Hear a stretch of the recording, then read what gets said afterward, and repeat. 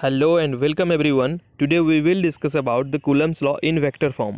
चूँकि Coulomb's law vector force के बारे में, फोर्स एक वेक्टर क्वांटिटी होती है तो फोर्स के बारे में डील करता है, जो प्रीवियस वीडियो में हमने देखा था।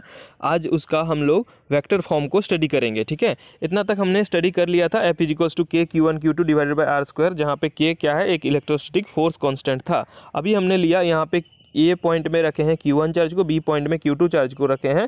ठीक है, और O से A के दूरी बीच का जो दूरी है वो position vector of charge Q1, जिसको हमने R1 से ले लिए, डिनोट कर लिए, और सेम उसी तरह R2 इज इक्वल्स टू हो जाएगा OB vector equal to position vector of charge Q2।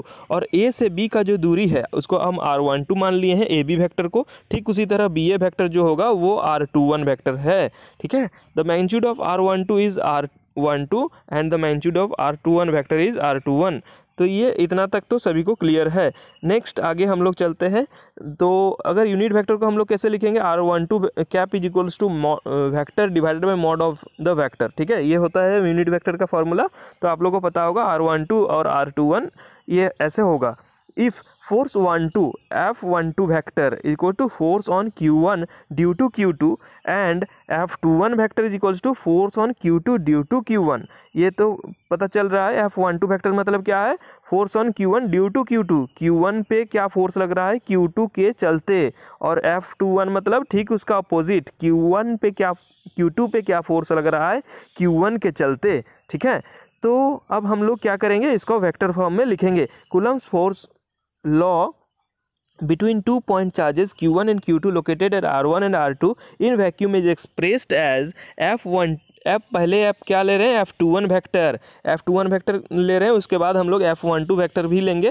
तो F21 इज इक्वल्स टू क्या हो जाएगा, 1/4 pi epsilon naught Q1 Q2 divided by AB का स्क्वायर। इतना है डिस्टेंस अलोंग AB हमने क्यों लिया, अभी तक हमने ये डिसाइड नहीं किया कि Q1 पॉजिटिव है या नेगेटिव है और Q2 पॉजिटिव या नेगेटिव है। अभी हम लोग उसका केस स्टडी करेंगे। ठीक है, तो अलोंग AB मान लिए हम लोग, तो उसको क्या लिखे हम लोग, AB का स्क्वायर लिखे along AB। F21 is equals to F21 vector is equals to 1/4 pi epsilon naught Q1 Q2 divided by R12 का square, R12 square into R12 cap. ठीक है, it should be clearly understood from the equation 8 it is valid for any sign of Q1 and Q2 whether positive और negative. If Q1 and Q2 are of same sign, अगर same sign होता है, यानी कि same sign में क्या होता है, ऑलवेज रिपल्सन होता है, चाहे वो दोनों पॉजिटिव हो चाहे वो दोनों नेगेटिव हो। तो देयरफॉर Q1 Q2 का जो प्रोडक्ट होगा वो क्या होगा, less than greater than zero होगा, पॉजिटिव होने से भी और निगेटिव होने से भी ग्रेटर देन जीरो होगा। Therefore F21 is along R12। F21 की एक डायरेक्शन किधर होगा, R12 की तरफ। क्यों होगा, क्योंकि वो रिपल्सन होगा, विच denotes repulsion for like charges. तो ऐसे हम लोग समझ सकते हैं। नेक्स्ट इसका जब हम लोग करेंगे, अगर हम मान लिए Q1 and Q2 are of opposite sign, क्या sign, opposite sign, that is one is positive another is negative, तो ऑलवेज क्या होगा, वहाँ पे अट्रैक्शन होगा। ठीक है, और दोनों का प्रोडक्ट जो होगा वो जीरो से छोटा होगा। तो F12 is along minus of R12, minus R12 मतलब क्या है, R21 होगा, माइनस ऑफ R21 के मतलब क्या है, R12 का मतलब, माइनस R12 का मतलब है ऑपोजिट ऑफ R21। ठीक है, which denotes attraction between unlike charges. Thus equation 8 takes place of both cases like and unlike charges. तो F12 का वैल्यू हम लोग क्या लिखेंगे, 1/4 pi epsilon naught Q1 Q2 divided by R21 का स्क्वायर, और उसका जो डायरेक्शन क्या होगा, R21 कैप। ये क्या है, डायरेक्शन बताता है यूनिट वेक्टर।